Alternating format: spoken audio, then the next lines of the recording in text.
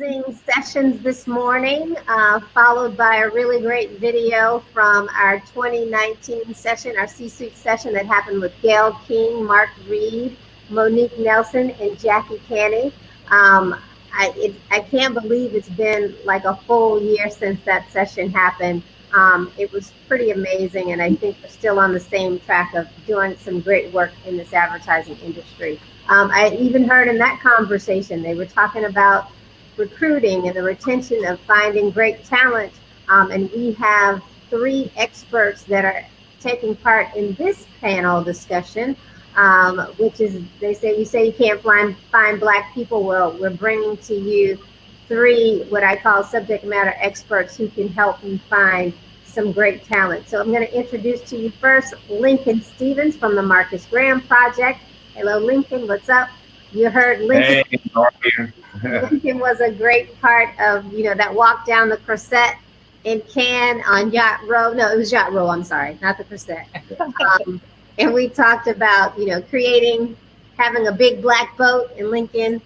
That was Lincoln's suggestion. And I was like, no, we don't need a boat. We need a beach. And he said, yes, and we'll call it Inkwell. So everybody can thank Lincoln for the naming of Inkwell Beach Cannes, because it was Lincoln's idea as we were walking down Yacht Road drinking rosé. Rosé, all day. All day rosé. Also, I'd like to introduce you to Love Malone. As you guys heard in our first session, love is a big catalyst, and you need catalysts, take people's lead, people, people kind of project and push you in directions. Love was the catalyst for all that you're seeing now, because I stowed away on Love's trip to Cannes, and the rest is history. We're still making the magic happen from that impromptu trip to Cannes in 2017. And then finally, Love runs the Gradient, so we're excited to hear about the work that Love is doing. And then we have Walter T. Geer III, who is here with us. We're grateful to have you. A couple of weeks ago, maybe it was 2 weeks ago, Walter decided that he was going to make a post and say, where the Black people at? Come in if you need a job. And he challenged and tagged maybe 30 plus IND leads, I think, and recruiters, HR leaders, to say, help us out here. So I want to hear about what kind of prompted that. Or you'll tell the story. And of course, we have Laura, who is here, part of the team, and she's going to be the moderator. You 3 have already started the conversation in the chat, so we want that same energy to keep going. And I'm going to turn it over to Laura. Enjoy the panel. I cannot wait to hear what you guys have to say. Thanks, Adrian. Thank you, Adrian. All right, everybody. I'm so excited to have you all on this panel. I all see that there are troublemakers amongst you. So let's get into it. I think the first thing to do is to introduce yourselves to this wonderful audience that's watching. So I'll start ladies first. Miss Love Malone, why don't you tell us about yourself? Oh, I'm a lady today. I'm just joking. Hi, my name is Love Malone. I guess I would just say advertising person for a while, came into the industry a while ago, and have been now focused on helping people get into the industry that may have been challenged to get in and stay in. So again, Love Malone, CEO of The Gradient. Awesome. And Walter T. Geer III. Hey, how are you? First of all, thank you all so much for having me here. This is a great panel and a great topic to discuss. I'm Senior Vice President, Group Creative Director, Head of Digital and Innovation at TBWA World Health. I guess part of the reason why I'm even on with this wonderful group here is the initiative that I've been running with Ron Lewis called Diverse Creative. So thank you for having me. Awesome. And last but definitely not least, Mr. Lincoln Stevens. Hi, everyone. Lincoln Stevens, co-founder and CEO of the Marcus Graham Project, also co-CEO of Locomotus. Just excited to be here. Glad that we're doing this virtually. It's a much-needed conversation, so glad to be here. Can I just say, I got my invite when we're all at home. Sorry, man. I want to make up next year. All right. Hey, Walter, newsflash. We were all at home. I know. It was either nothing at home. It's all good. But I'll make it up to you. Next year, we will all be on the beach, on the Crusette, drinking rosé like it's Avion water. All right? Indeed. All right. Cool. So I think we just kind of get right into it. And, Love, you created the gradient because you saw a gap in this universe. So why don't you tell us a bit more about the gradient? Thank you. Again, I'm excited to be here with everybody and just excited to be a part of this journey. The gradient, so I was a part, so Adrienne and I have known each other for a while. I was part of one of her programs to get talent in senior level. So it was a lateral movers program. And a part of that program was that we make sure that, we also are reaching back. And I have to admit, the time that I was in the industry, it's hard. You're working crazy hours. So my head was down. I was fortunate enough to kind of get in. I became a global director at some point, lots of promotions and moving through. And what I saw was that the numbers that were pretty much the same. We had been talking about diversity for a while. People say they believe in diversity. I just didn't see it happening all the time.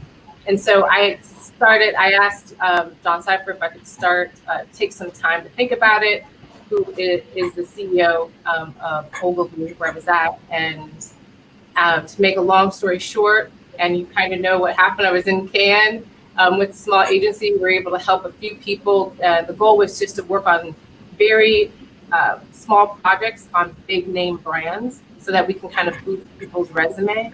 And then what I started to do once we were in Cannes, and again, all these things happen in Cannes, I get a challenge from Jesse Jackson and Richard Edelman to actually do a little bit more. And it was not something I was thinking about doing, but we decided to kind of now focus on actually getting talent in instead of a little bit of both. So what we try to do is we try to bridge the gap between, all of the work and the programs and all the events that happen, because they are needed. It's like going to church on Sundays. You need that connection. But we kind of stand in the middle to work with the talent teams year round. So after the event happens, after you have that connection, where do you go to find talent? And we want to be a place where talent can be all year, where talent can then go and meet with people who are hiring them when they need to be hired. But also we wanted it to be inclusive. So everyone's on there. So you can find Black people, but you can also find some white people on there too. I wanted to invite them first. Unlike a lot of programs that happen, we're invited last. I decided to build a home where, even though Black Jesus is on the wall, thank you, it was either Lincoln or Walter said that earlier. I'm like, even though Black Jesus is on the wall, in my home, I want everyone to feel welcome. And so the gradient is about everyone, and we get better stats that way too. So thanks again. Awesome.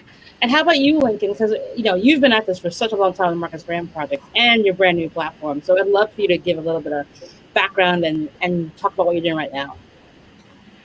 Yeah, well, so from a background perspective, when I first got into the business here in Dallas, in account service, and definitely, in one of those situations where you're like, oh, I'm the only one of the only ones that looks like me in this room. And just started thinking really, really young in my career, like why that was so, and started surrounding myself with, mentors that had been in to learn their journey and to try to understand more. Moved to Chicago, had the privilege of working for Carol H. Williams Advertising, and working in Chicago, which really, I would say, is a mecca for Black-owned agencies. And where a lot of Black talent in our business have come through, showed me, and I learned a lot about different programs and initiatives that took place in the 60s to foster talent, and realized like one of the things I felt that was missing at that time was a community online. Like I was at Carol H, there were people at Burrell, and we knew each other. We would see each other out socially. but there wasn't really a community. And so that was one of the first things that we built with the Marcus Graham Project, was a network to connect mentors and mentees together on a platform called Ning at that time. And what we quickly understood, and what I quickly understood, having individuals that were interested in knowing what the hell do you do, realizing that the amount of awareness around our career was relatively low compared to the amount of people that had the opportunity to work in the business. And so we actually wanted to create a TV show that would show people, a group of folks working together to create their own agency and work on different brands and live together. And we actually ended up turning that into an actual program, which is now our flagship program that we've been running for the last 12 years, and named it after Eddie Murphy's character, Marcus Graham, in the movie Boomerang. So it's always been about building community first, so that we can make sure that people are connected, particularly those that are getting into the business and those that have been in it for a while, to be connected, so that we can try to develop, more areas of mentorship and leadership development and growth. Awesome. And last but not least, Mr. Geer, Yeah. you're sort of like the newbie in this side of the house. Tell us about it. Yeah, so I think this is interesting. I think that I've been in this space for about 21 years, dating myself now. But the biggest problem is that, truth be told, like, I've never seen anyone more senior than myself at all. I've never seen Black people like working where I worked, right? And the first time that I've ever worked with Black creatives was two individuals. They happened to be on my team 4 years ago, right? Like, that was it. So I think it's like most of us, and Lincoln already said as well, it's a challenge when you have to show up and be the only one, right? And I don't think that people truly understand the significance of that when it comes to doing good work, doing effective work, especially when you're trying to reach other people of color, which is why you see so many of these mistakes and things going on in this space. But more importantly, like the weight and the burden kind of on your shoulders of being that only person, right? Of tiptoeing around the room, the way you talk, the way you carry yourself, so on and so forth. So this, I finally took it upon myself about a year ago. I said, I need to create a list, because I just personally want to know what other Black creative directors are out there in this space. As I was creating it over a month, just like scouring LinkedIn, Ron Lewis ended up reaching out to me, who's become a good friend now, literally saying, hey man, like, would love to touch base, saw you speaking at this event. I'm working on a list to try to find these Black creatives. And I was like, I am too. We shared lists with each other. He was number 6 on my list. So we had been kind of working on it and putting it together for some time, told on and off. But it wasn't until recently that we realized, like, we need to do something, right? And we need to be better. Too oftentimes we get in positions of, senior leadership, and people feeling we don't do enough reaching back. So this was our reaching back, and this is our moment of showing the world that we exist. So did a post on LinkedIn about a week ago, 8 or 9 days ago. He and I both shared with our networks, and we collected over, I think, around like 1,400 individuals, creatives, all creatives now. And the intent is that we are going to, on Monday, roll out this site that is a tool meant for advocates, meant for recruiters, agencies, so on and so forth, to finally see that the talent exists. And when we show up with these numbers, right, 1,500 plus, you cannot say or deny that this we're hard to find, right? We found these people in 8 days. So the intent is to give it away for free. Yes. Awesome. And, I think, it's interesting because, you all are taking this unique talent challenge and attacking it in really unique ways. Love and Lincoln, you're on the entrepreneurial side. Walter, you're still in-house, but the goal is still the same. And, we're at this really unique moment, in July 2020. And, everything's sort of happening. There's a pandemic on top of an epidemic. And do you think this is the time when we'll actually be able to make meaningful and lasting change within our industry in terms of getting the diverse talent and retaining the diverse talent and then elevating the diverse talent?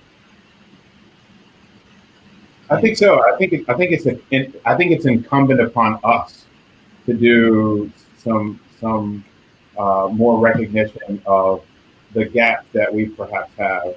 So, the title of this is, so you say you can't find Black people, and I think at least for the 15 years that we've been doing this work, hearing recruiters say, I can't find anyone, and we're all saying, Love saying, yes, no, we're here, and Walter saying, no, I'm right here.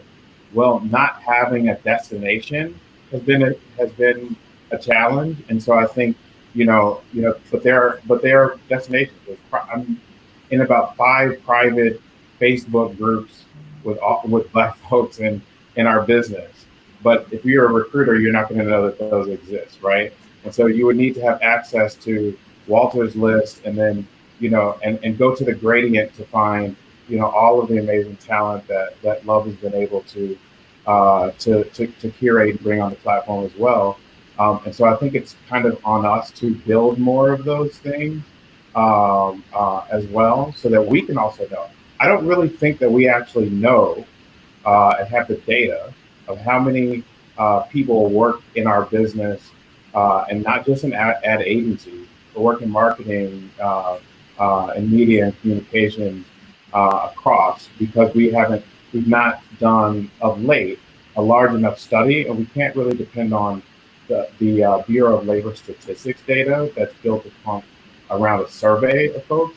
So I think we really need to understand where we are. And I saw Mike Warner saying Agami is hiring, so that we can send folks to Agami, right? So that we can make sure that Mike doesn't have a challenge in identifying the talent when he's continuing to build his agency and building teams. Yeah, I think go ahead. Sorry. Oh, please.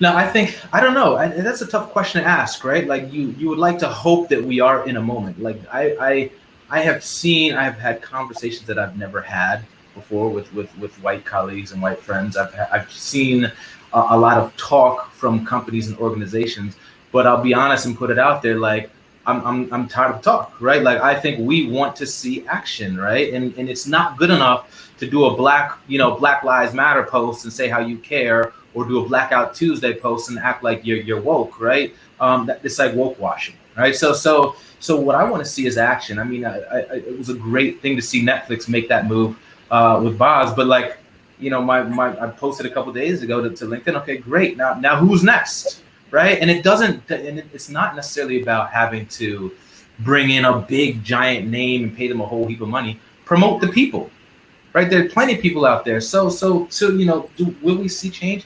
I don't know. I think that November will be telling time, right? Because I think that what some companies are doing is, well, let's see, if we wait another 3-4 months, we might be able to ride this shit out, right? So I don't know now, but we will most certainly know come January. No, I have to agree with both of you. I think will change come eventually, but I don't know. Again, it's us seeing what happens, and I think this becomes a brand thing. It has to be a brand initiative. The brands have the money. I'm always a proponent on following the money. We've been doing this for 30 years through different, iterations of, needing to find talent. And it's sort of like when people say, I just can't find a good man. They're out there. There's tons of men out there. It's just, are you ready for a man? Are you ready to date? Are you ready to get married? It's not like there's not a good man out there. It's just like you're not looking. And then once you get a man, then they're not good enough. So I feel like that's kind of what's happened with diverse talent in many cases. The first thing is we can't find you, which is not true. I've heard the statement like at events like Ad Color, and there's like thousands of people present. And you're like, we would hire more people if only we can find you. And you're like, really? Because we're all right here. Or you hear, and then once you do get in front of them, because I've had like, here's a list of a couple thousand people. Then they say, well, are they talented? And I'm like, so there's always going to be a reason if you allow the reason to happen. And so it has to come back on the brands insisting that there's no recognition of their clients in the work. And that is what has to happen. It has to be back to the clients.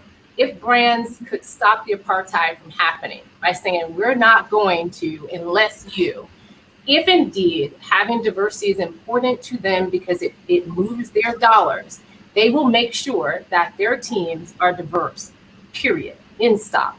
It has to be a brand initiative because they're the ones with the money. If they allow it to continue to happen, it will. If your agency is not doing what you ask, move your agency. There are thousands of great agencies out there. I'd like a list of agencies that are diverse. Instead of us always having to show, us in a yearbook, let's talk about the agencies that have the work that's been diverse over the years that just do it. And let's make sure that our brands go to those agencies that are actually making sure that diversity is important to them as well. So I think there's, a lot of things we can do here, but change, will it come? Sure, when brands feel it's important enough that they put their money behind the change. Yeah. And so therein lies the challenge as well. What Love said, I just want to hit on that one thing. She had said that it's like a continuous, there's always another hurdle, right? And another hurdle put in. Oh, but are they talented enough, right? And I think the intent of what Ron and I were trying to do is, like, we're tired of people saying, like, we can't find the talent. Here it is. We're giving it to you on a fucking platter, right? Now that you have all of these people, and we're not trying to vet the talent, right? So like Love might do it, and Lincoln's got his incredible programs, but we're just saying, okay, here's a platter. Now you have access to them, right? So there should no longer be the excuse or that comment of we can't find them. Now that you have found them, what are you going to do next? Yeah, and if people still consider, it's creative. The most creative people on the planet are people of color, and we're talking about creativity here. Like, really, I haven't heard a music score in advertising that didn't have color behind it. But yet the people creating it, it's like, what are you afraid of? The work's going to be good. Let's just stop talking about it and do it. Yeah, and I was reflecting. I think when you were saying, hey, we've been doing this for 30 years. It's really 60 years, right? On the last conversation, I think Eric Riggs posted something that we need to connect back with Jason Chambers, and she's referring to Jason Chambers, who's the author of Madison Avenue and the Color Line. And, I quickly found, an area that talks about in 1962, 6 of the largest New York agencies received over 23,000 applications, which is 4 times the number of employees. If in 1962, and then they ended up interviewing 18,000 applicants. So if in 1962, and 6 agencies in New York only received 23,000 applications, if you think about how many more people might, have gone through college programs or different things, the amount of people that we have we have out there is tremendous. I see Diane Parks there. Her father, Bill Sharp, created the first program to train Black people in this industry. So we've been at it a long time. It's just, so now kind of going back to your question, Laura, what's different? I think the ability to utilize technology to aggregate us, put us together, make it more visible so that someone can't say, oops, I lost those 23,000 applicants. Or you can say, no, type into gradient.com, go to Walter's list, they're right there. So, the technology that we have to utilize to make sure that we showcase the amazing talent that's out there. But you're right. It's about the money. It's like, building on what Love said. If you don't make this an imperative, whereby if you do not do this, you don't get your bonus. Or if you do not do this, you don't have this business. Like, the stakes have got to be raised to a point whereby it hurts if you don't do this. Because that's the only way things actually get moving. And along that way, I've seen so many of these programs where it's like, well, we're going to get all these young kids out of college to come into advertising. And I'm like, that's awesome. There are plenty of mid-career Black people who would be phenomenal in this industry. Love is an awesome example of a lateral move from pharma into agency and winning Cannes Lions. So what do you think is the issue whereby, like, a lot of these companies will do programs to, like, go and get the college kids, but the mid-career and senior level folks are like, well, sorry, can't help you. Yeah, I think part of that. That's. I mean, we could probably that could be like a one topic of discussion for the whole hour, right? But I think, yeah. But you just lobbed the bomb in here, girl. Let me stop. And I think it's this, right? And I'll just kind of put one spin on it is when you see no other people that look like you in senior leadership at the place that you're at, you feel as though that there's no pathway, right? So what I challenge folks is dig into your retention numbers, right? When Black people leave, find out why they leave. And guess what? They might not tell you the truth if it's a white recruit that's actually asking them why they're leaving. So figure out ways you can actually put them in touch with a chief diversity officer and make sure that conversation is something that's not going to be shown elsewhere, right? You need to truly, thoroughly understand why it is that we're leaving. And let's be honest too. I wrote an article about 2 years ago, I think, called "The Black Quarterback Effect in Advertising," right? And essentially what it is saying is that when we look at Black quarterbacks 15 and 20 years ago, we barely saw any. Right? We saw people like Randall Cunningham and a few people like Michael Vick who came in and changed the game. And now all of a sudden you see tons of Black quarterbacks. But it was at one time that they felt that Black people weren't smart enough to do that role because they're leading the whole team. Right? So now when we start to look at ad agencies, it is the same thing. A creative director is the quarterback of a company. Your chief creative officer is the one that's throwing the bombs and handing off the pitches to go and get this touchdown, right? Responsible for driving all this incremental revenue for an agency. And I think they're looking at it the same way, right? So this is why some of the best talent that I know, creative copywriters and art individuals, are at home consulting. You want to know why? Because when they got to that level of trying to become a GCD or above, they couldn't do it. Right, that glass ceiling, they could see through it but couldn't get beyond it and said, fuck it, I'm tired of this and I'm out. And it pisses me off for a lot of reasons. Number one is that I tell people stay and fucking fight because we need to show other people that we can get to that level, right? But at the other hand, I understand the frustration and anger of being told no consistently and seeing other individuals who are doing less hard work, less work than you and are making it because of their buddy and relationships. I can't agree more. Also, looking at potential versus experience. I think for people of color, when you're in the mid-level, every move is about your experience, where other groups get to look at their potential to go. And when we stop talking, like when we start seeing potential in people of color and women, in most cases, then we will actually be able to get those promotions. But I always start with what can we do ourselves to get promoted? Are you doing all those things? And then two, it becomes very aggressive in the middle of I think we were talking about this a little bit, the three of us going back and forth. It gets really aggressive. People are fighting for their work. And if you don't have people that support you in the agency, and that's white, Black, women, men, senior, junior, you don't necessarily get you won't get far enough in the agency. And so I think, there's tons of things that have stopped, that continuously stop us, but the potential versus experience has been the number one reason I've heard over the last 2 years why someone didn't get promoted from within, and they're asking me or asking us to look for someone. I cannot tell you that is always the first question I ask is there someone internally that you can promote? Who are we stepping over? Because we want to make sure they're supported when they get into the agency, right? So I do think, to Walter's point, it's, the middle is lost in most cases, and we need to do a better job internally, to support them. Can I just add one more thing? No, go ahead, Lincoln, please take it, man. No, sorry, I was going to say, I think what Derek Walker, hey Derek, is saying in there, about where the power lies.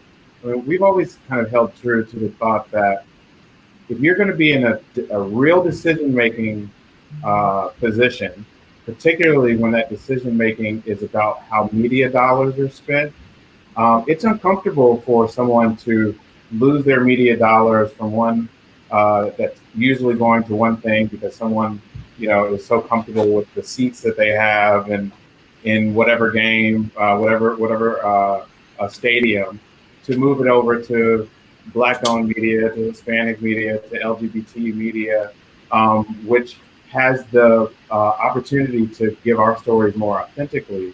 I think if we really break this down to what we're talking about, it's the power of the vehicle that shares our image or images, period. And so if you are disrupting that, then you disrupt the ability to continue to pour propaganda down someone's throat, or to continue to give and show certain images that don't show people the opportunity of who they are and who they can become. So when we're talking about the senior level roles, we're talking about disrupting a power structure that has a much bigger sort of thing at play here, much bigger sort of game at play here. And again, it's not like they're not there. I can name a list of people that should be CEOs and get the same opportunity, excuse my French, that white women have received over the last couple of years to get places in the industry. And it's not because they're not talented. You wouldn't be giving it to them, because they've worked their asses off and have created amazing work through the years, have been CEOs in other countries, but come back here and there's no place for them, or they're looking for something for them. And it's not that they don't exist, because I mean, literally some amazing people that have went up the ranks and just stalled.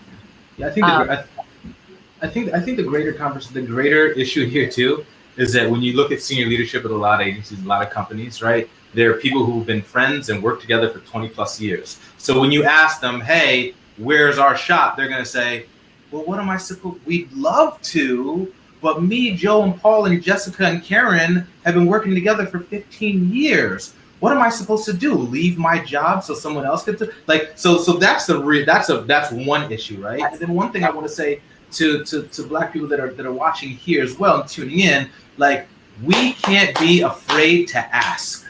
We have been raised to be Black people. We have been raised to be kind so that when you sit in that room with other executives and love leadership, you don't sound angry. You don't come off. You talk in the right. You're saying the right things. We have not been taught to ask like white people have been asking, right? White people will go up there and ask, I want a promotion, and this is how much I want on top of that promotion, right? We don't do that. I think we need to do more asking as well. And I think you think about it, and it's partly asking. It's also the connections, because it's like who are you out on Fire Island? Who are you out in Sag Harbor in the summers? And those networks are what happens here. And when you do that, that's part of this. We all know, like, you end up becoming pattern matching, because you end up hanging with the same people that you always hung with, and you don't want to break that pattern ever, because that will be uncomfortable for you. So is it really more about like letting folks be like, okay, time for you to be uncomfortable, because like the game has now changed. And Lincoln, you just launched a new platform on top of Marcus brand called Locomotus. Love to hear how you're sort of tackling this right now. Yeah, so it's really going back to the basics of what we started. The idea for Locomotus actually preceded Marcus Brand Project. Larry Arell, our co-founder and my best friend and neighbor, six doors down, and I recognized when we were throwing parties here in Dallas that we needed to find a list of photographers and DJs and so forth. And so we've always been working on that. And as I mentioned before, when we created the network, that was the first thing that we noticed, that we needed to kind of aggregate folks. And now is the time that we have to put much more rigor around the platform and have the type of platform where it's easy to find people based upon different categories of experience, hobbies. I saw someone say something in the chat about how do you get around the law that says that you can't hire people based upon race. Well, there are far too many people that are saying, no, I want a Black woman that's a creative director in this role because I need that perspective on my team. And so being able to have the platform to find that is something that we've recognized that we needed to put into action. We started it and then stopped for a whole bunch of different reasons. Most of them economic. I mean, I love when we were talking the other day, I kept on looking at the book that's behind you, Raising Capital. The ability to do that, so we can do a much better job at aggregating the data, making sure that the platform is built so that it's accessible. And unlike Walter, we're not doing it for free. We have to make sure that we recognize that there are placement agencies and talent agencies that are ensuring that as they are doing the work and spending the time to identify talent, that they're compensated thusly. We've looked at this as, okay, the Girl Scouts of America do awesome work with developing young women, but they sell cookies. So Locomotus is simply our cookies. It's the ability, it's going to be the catalyst that enables our nonprofit to be self-sustainable. Particularly in seasons like this where you can so easily, as a nonprofit, lose funding. We have to create a funding mechanism for ourselves. And and we like to remind people, because we're all talking to each other already. Like, you should, like, no one stops with just getting LinkedIn. They have LinkedIn, they got jobs, they got 5 ways to get sources. We're giving you 3 additional ones. It's not a choose, it's all. So you should be looking at all of these sources to get talent and make sure that you're covering all your bases. And make sure that we're supporting our organizations. And Walter's organization and his list, don't just go on there and take without leaving something behind. So just make sure that we are doing all of that, please. I know Walter does not want anything, so he can buy me a t-shirt then. Yeah, and my statement about that, I'm not doing it free, is because it takes a lot of time. I mean, it takes to really, when you really get into it and you're going to actualize the demand that's there for talent and the talent that's out there, and try to match it to the demand for the jobs when they come back, or the jobs that actually already exist. It takes time and infrastructure to do it right. Yeah, it's a lot. I agree on all points here made, and I think it's also like, I think that everyone needs to do a better job of figuring out ways that we can work together, right? So what we say is, like, what Ron and I are doing, like, we want everyone to use it, right? Like, I can't tell you the number of agencies over the past week that have all reached out and said, can we just get your database? I'm like, no, you can get access to it when everyone else gets access to it, right? I'm not a recruiter for you, right? You can find the talent here. For us, I think it was just that, like, we felt the need to, like, we wanted to break the system, right? And it's like, in the way, our way of going about that is, we need to give it away, right? So, like, we've come out of our pockets for money building this. We will continue to come out of our pockets, but it's for us an opportunity just to give back. Not to say that anyone, everyone should have a similar kind of ecosystem or level the playing field, but for us, we just want to give this shit away for free to whoever wants it, right? You want the talent, here it is. Everyone take it and use it. Well, we're going to give back regardless if you like that or not, because we need to. And Lincoln has been doing for years is finding amazing talent, and now for Locomotion to, like, actually have a way that they can now, he knows where his alumni is, he knows where other people are, so they can continue to filter people into the industry. And we go cross-sectional, right? So we need to look at, before it was something people would say, if you want to be creative, don't go in-house. I suggest to people to go in-house too. Like, I asked my account people to look at doing strategy. Like myself, I went into strategy after. It's nice to kind of look at both. So make sure that, you're looking across for positions, but for all the recruiters, just a reminder, if LinkedIn is your primary source, even the CEO of LinkedIn stepped down because networking for people of color was a problem. So he's trying to solve that. So if you think you're solving something by only having LinkedIn, that is a problem for your agency. So don't go to LinkedIn. There's a LinkedIn very close to LinkedIn. It's got the LIA. Yeah, it's all the sources. It's like you will go to this small town outside of Tokyo to find the best Japanese skateboarder who can do art for you.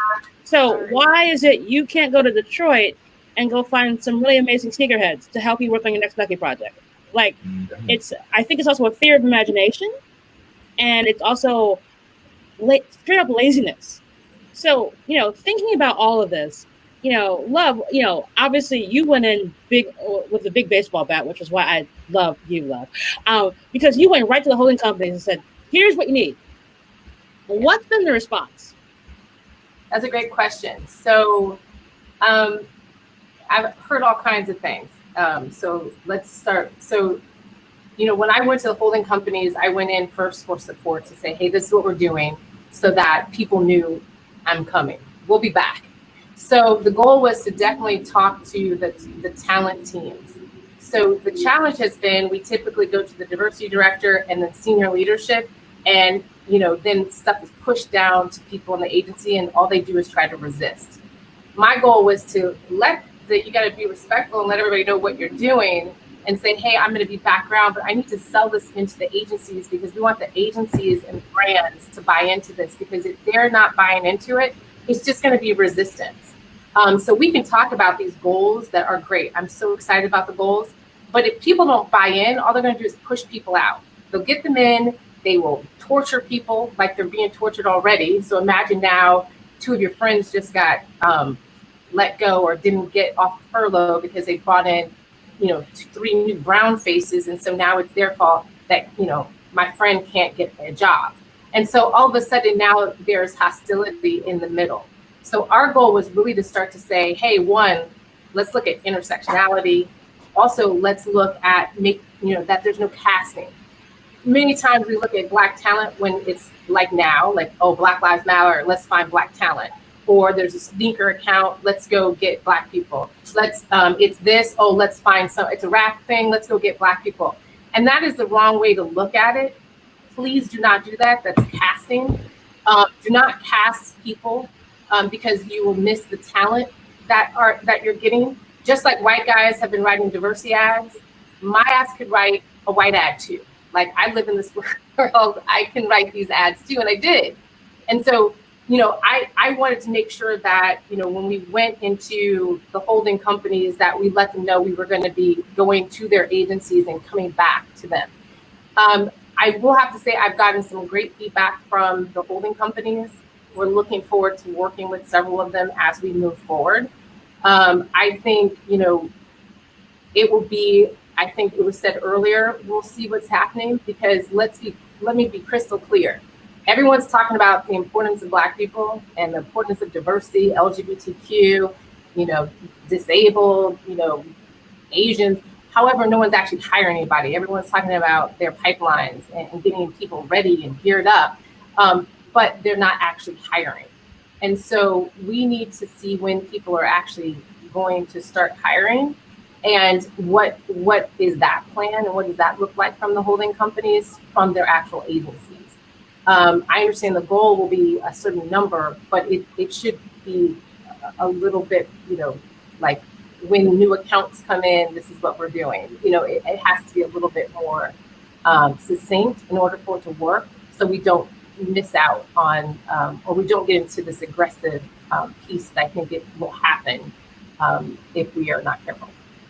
And one of the things that we're seeing too, on top of that, because there's been a number of layoffs at agencies and companies, there are still a lot of important projects that need to be done.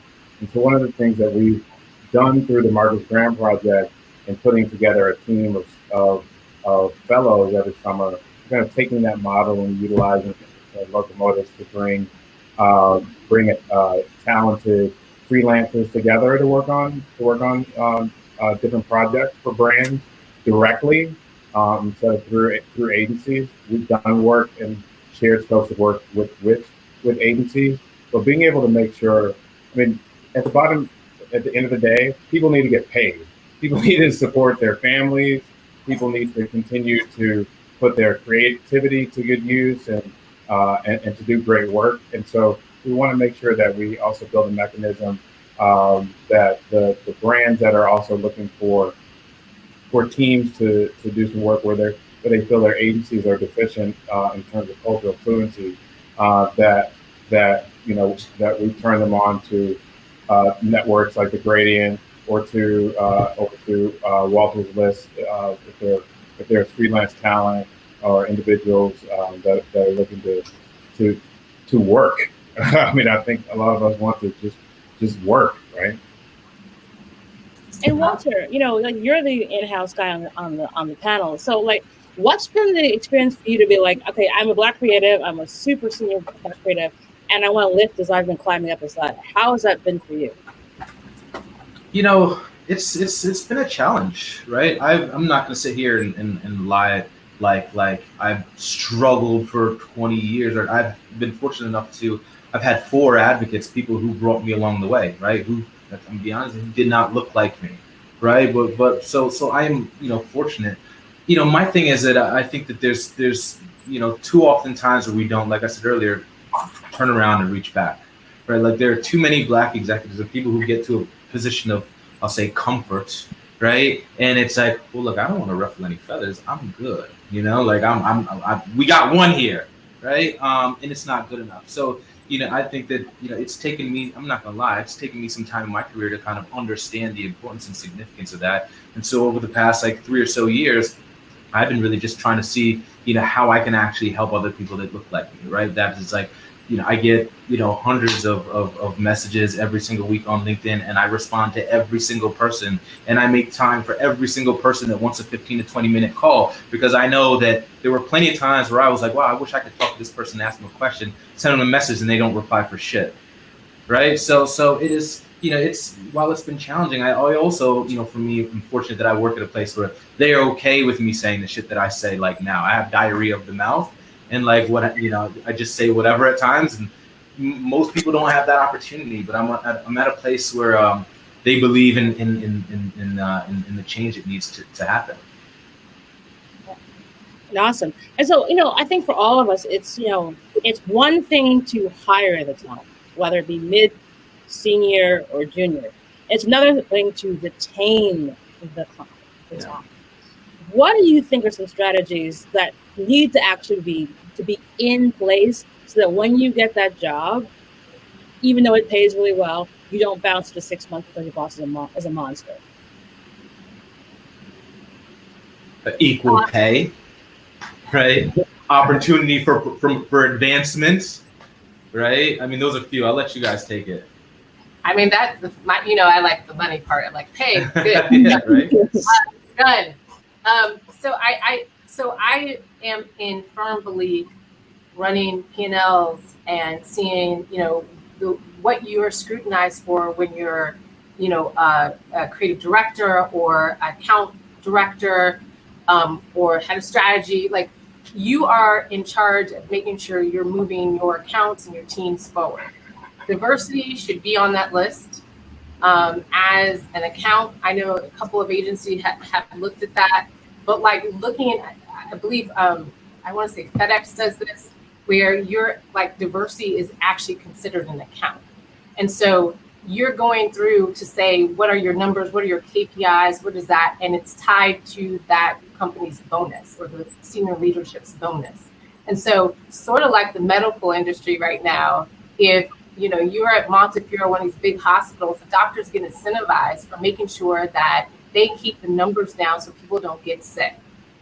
So if you're able to keep, diversity, I would say culture fluid in your team, you should be not like punished, but rewarded. I mean, and you will be for the work, because it is harder to hire people that are different. Let's just be honest about that, right? It's easier to have a team of people that get along, get on, and think just like you, but you don't get good work. The main part of the work, and the thing that we fight as strategists to make sure that we're understanding from the creative, is that we have some sense of tension to make the work go over, to make the work harder, to make the work, feel something. And if you're not able to have tension on the team, and I'm not saying people scream at each other, but that has happened on occasion. But making people, take the work to a different level, that means you got to have different voices to have that tension. That's the definition of tension. So if you got a team of sameness, you don't have tension. The work is never going to get where you need it to be. So, I feel like, again, have diversity. That's amazing, but it's not always just skin color. Like, I make it a point to say I grew up in Central Illinois. There was a cornfield in my backyard. I know more about WWE and NASCAR than most people. Let me be clear. NASCAR has a black man that sits on board. Like, so I'm not saying that, they're like amazing. They did get the flag down finally. But my point is, you can't just say, I need a black woman. I can't tell you how many times I get these phone calls. I need a black. Like, well, what the hell does that mean? What kind of black do you need? You come in all kinds of blackness. Like, black are you looking for exactly? Almost offensive. I mean, I guess when I say, I need a man, I guess it's the same thing. So what kind of, if people can't relate to this, I think when you said, oh, we got it frozen. She dropped the I got a black. She dropped the I got a black singular and shared van. It was the hopping gods like, oh my God, you said I got black. yeah. Oh, hold it now. Pause. Yeah. Oh, this one. You mute. Oh, you're muted.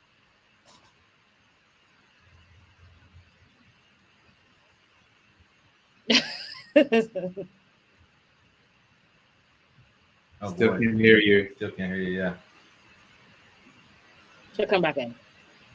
Well, I think, Laura, to what you were saying about retention, and Anthony Tharp there in the comments talked about, about the processes where some agencies still use a voting system in terms of not just retention, but bringing people up to senior leadership roles. I mean, we're in such an unregulated industry, right? So how do you really put in things that are actual policy to change those types of systems is key. One thing I mentioned a couple of weeks ago on another panel is like there's something that is actual sort of law in South Africa called the BEE system that mandates that you have a certain amount of Black South Africans working at your agency, Black South African owning with a certain amount of percentage of ownership of the agency. And these are things that they build a scorecard on that enables or disables some companies from even doing business with one another. That's written into government policy. And so what are the things that we can think, and are there things across other parts of the globe? And there was a woman saying, hey, she's tuning in from Ghana, which, hello from Ghana. What are the things that we can learn from across the globe and certainly across our diaspora? And I think the things that are policies that we should offer up as considerations or as mandates or on a list of 12 plus, like the 600 and rising group. What are the other things that really hit on the system that disallows people to advance in their careers? And those things are the critical things that we really have to examine a lot tighter, and they're less accessible for us to know what those things are publicly. Awesome. I love coming back to you since you lit off with I need a black, and so it was probably the internet gods telling me to be quiet because I am about to like lose my mind with some of this stuff. So I get these calls where it's like I need a black or I need this, and my question is what kind of black? Like what kind of brown? Like what kind? And it's I understand why it's happening, right? But I'm a firm believer that I would not have had the chances I had if I left myself in a small lane where I can only do work that was considered black, right? No one being from the Midwest with the cornfield back, no one wants to claim me usually anyway, unless I'm doing something good. So usually black, I'm like, don't say that out loud. Don't let anybody know. But I do think it's important that we, make sure that people are being specific about what they're looking for, and what the agency or company can bear, right? So, if your agency is Wonder Bread land, like know that and make sure that when you're hiring people that they know that. Don't try to like talk about how wonderful your culture is and they get in and they want to leave because, they just walked into the worst place. They're like, what in the world is happening here? So I do think that talent recruiters have to let people know what they're looking for so that we can find the right people, not just for them, but for the person themselves. We want to be successful. I have never once thought of myself wanting to be the best woman at a job or the best Black at the job. I compete with the white guys all day for every job because I'm good. And that's the kind of work that I see. And I want people to be able to compete on those levels and not be the best Black person on this particular, in our platform. We want people to compete so that there are no more excuses for us not to get to the top. Sorry, I cut out there. Oh, no worries. And I think it's just, we just want to be the best, but also you have to foster an environment that makes people want to stay. And if your culture is, oh, well, Black people over here, like British dudes over here, and white women over here, that's not going to solve anything. So it's like, how do you build an agency culture and structure or reimagine those that enable people to want to feel comfortable, to want to feel welcome and at home in this place so they can do their best work? Because we know that when you're feeling good, what ends up happening? You end up being your most creative self. So, looking back on where we are right now and the time we have left, where do you think we're going to be a year from now? Like, are we still going to be having this conversation, or is it going to be? Are you going to be? Is Love going to be all gray because she's lost her mind from saying I need a Black every 5 minutes? Like, what's going to be the thing? What does next year look like? Hopefully not COVID. I hope I'm looking at your face, Laura, with some wine. At all of you. Didn't we say rosé? Rosé. Rosé. After about the second glass, I don't get choicy. It's whatever people have. Hopefully we're in Cant and we're able to kind of talk about this, but also I really feel that we have to continue the conversation and make sure that we're supporting the spaces that are there for us to be filled up, for us to feel inspired, but then also not be afraid to be in spaces that are that are uncomfortable. And I think we need to, if everyone could, I did this experiment with some friends at MIT. I wish every recruiter would do this. I actually took 4 of my white friends who I love to death. And I sat outside or usually in a Starbucks across the street from places that I knew were all Black or brown. So I salsa dance. If anybody's in New York, Iguana on certain nights is packed with, just some salsa stuff happening. But it's quite brown up in there. And so I've sunned people and said, hey, I'm in the back. And I look at them from the front to see how they behave when they're the only one in a room. Because sometimes we talk about the only one in the room, but no one understands that because they can't feel it. So if anyone reaches out to me, there is a study right now at MIT that's goggles, because everyone can't go into any places anymore anyway. And they measure your heartbeat when you go into places that are all a specific group and see how people behave. And it is actually shocking what we saw with people that were recruiters, how they behave when they were in all one, they were the only one in the situation. So I would just ask that, one, people try to start to look at the potential versus just, what people have on their resumes and get these agencies a little bit more diverse. Now I know if I ever meet up with you someplace and you say I'm in the back, I'm like, all right, where's she in the front? It's not MIT. No. Serious though. Oh, it's hilarious. I love that. I think a year from now, we would have found more ways that people and organizations that are doing this work and have been doing the work do it in a more unified front and a more collaborative, collective impact sort of front, so that we can make sure that we understand what we are individually trying to accomplish and to support each other in our individual efforts so that our collective efforts can be much stronger.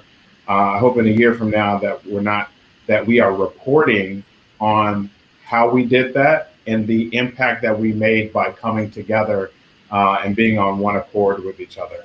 I think there are far too many people, especially now, that are standing up new organizations, attempting to stand up new organizations that aren't working collaboratively yet. But in a year from now, I think we're going to see the fruit of us coming together and doing more of this work together. I would say that a year from now, the uncomfortable conversation has become comfortable.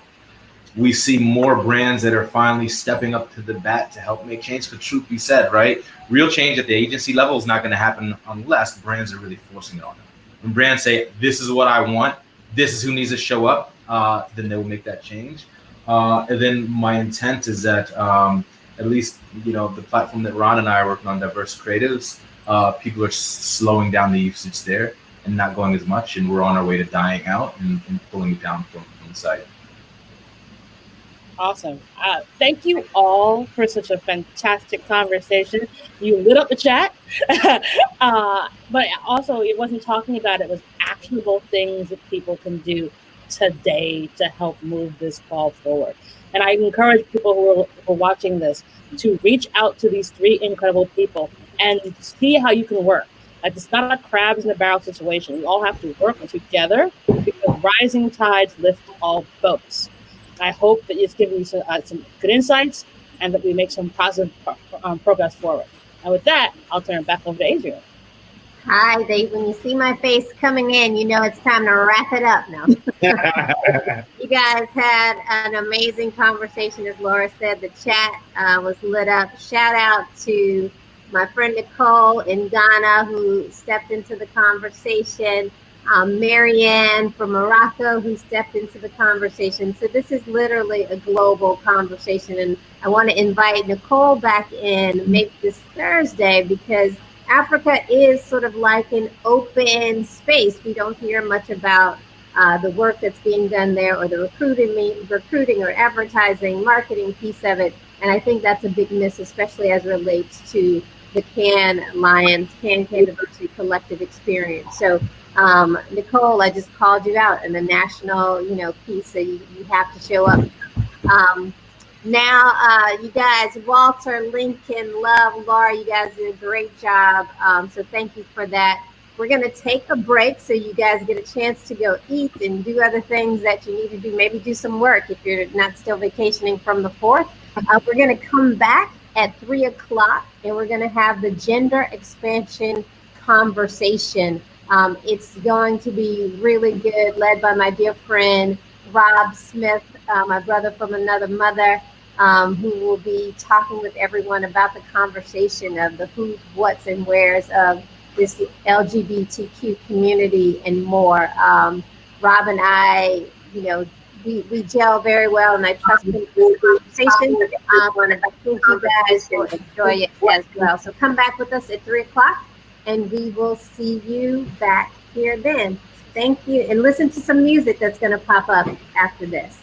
Thanks. And legalize being Black. Buy that t-shirt. Thank you, Walter. That's powerful. Thanks. We love that. Take care, everybody. All right. Bye. Bye.